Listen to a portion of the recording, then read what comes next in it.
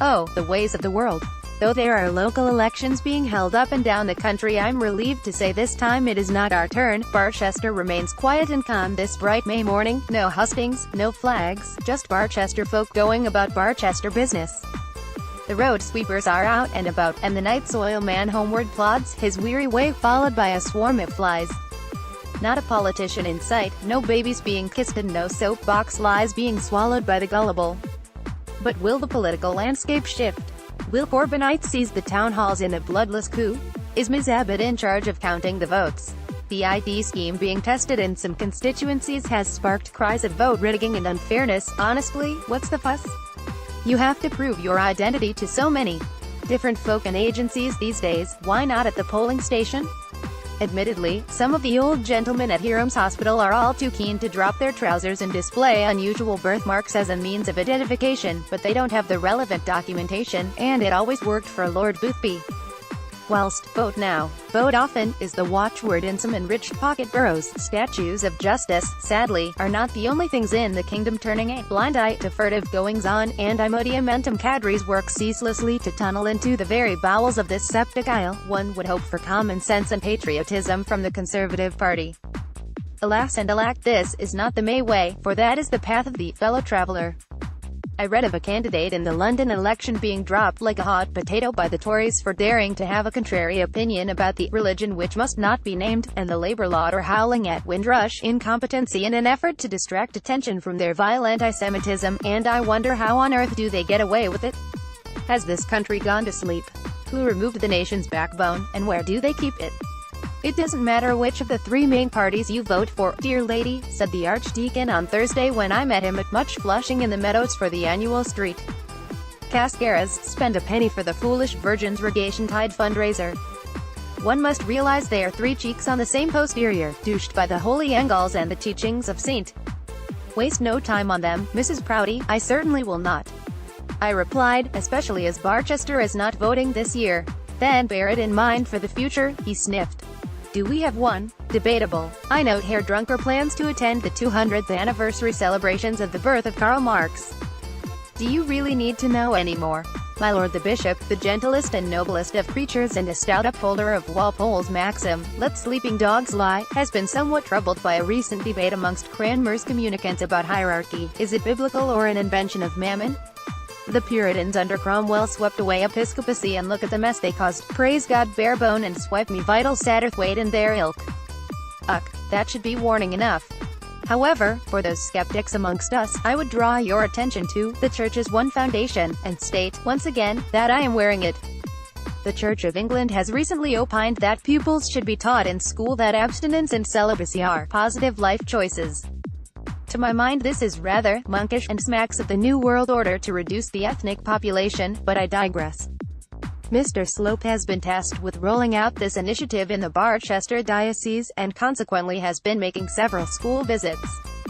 I'm told his rainbow cassock has brought color and diversity into many a dull schoolroom, though drag queen storytime was a step too far for us. To add stimulus to his inspiring talks, he has put together a box of visual aids, to wit, a provocative hand-colored daguerreotype of a bombazine-clad Yvette Cooper flashing an angle, Comrade Corbin's cast-off one-piece long johns with riveted flap, a tin of bromide granules and a hot water bottle. If that doesn't counter the urges, nothing will. The House of Lords is in deep disgrace with Brexiteers over its rejection of the government's proposals for leaving the clutches of the Euro-kleptocracy, a vote led by the insufferable Hogg. Well, as it stands, it is a Blairite creation bearing little resemblance to the peerage of old. Some are calling for abolition, and I fear that time has come. I asked the Duke of Omnium for his opinion and was not altogether surprised by his indifference. The Lords cannot block the will of the people, he explained, and those who think they can will reap the whirlwind. I'm just glad I don't have to sit with the Baraboyocracy, the Adonises and the Sugars, the Warseys and the Ahmeds. An absolute shower. Let it go, let it go. I tried to put in a good word for the bench of bishops, but couldn't find one. Oh well, whenever one feels down or under the weather, one can always turn to the pronouncements of the Bishop of Rome to cheer oneself up. I love a bit of papal bull. His latest whiz-bang had us rolling in the aisles. Governments should ban all weapons, or something like that. His logic is quite simple: no weapons, no violent crime and no wars, but this logic is serious flawed. As he is a firm believer in the church leading by example, perhaps it is only a matter of time before the Swiss Guard are given their marching orders and P-45s.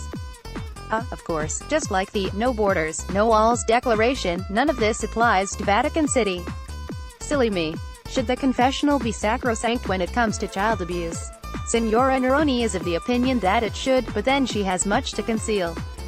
The view from Rome is also that it should.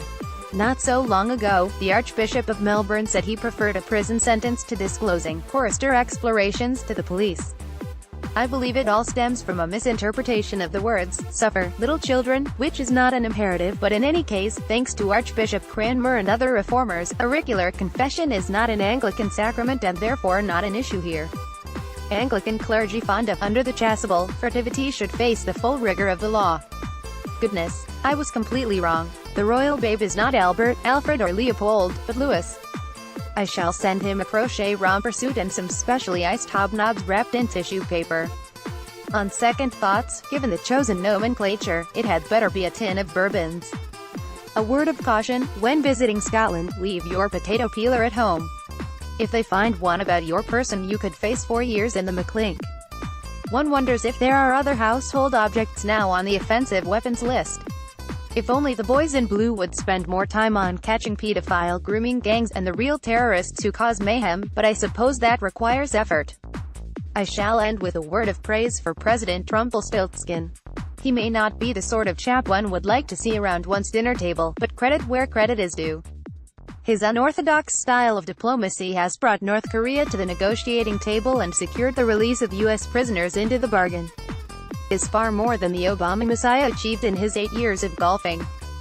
So, as the market gardener of insanity harvests the poisoned apples of cultural Marxism and the Boy Scout of neoliberalism ties a sheep shank around the throat of free speech, I bid you au revoir until next time, when I shall once again endeavor to remove the lid on the Pandora's box of modern absurdity.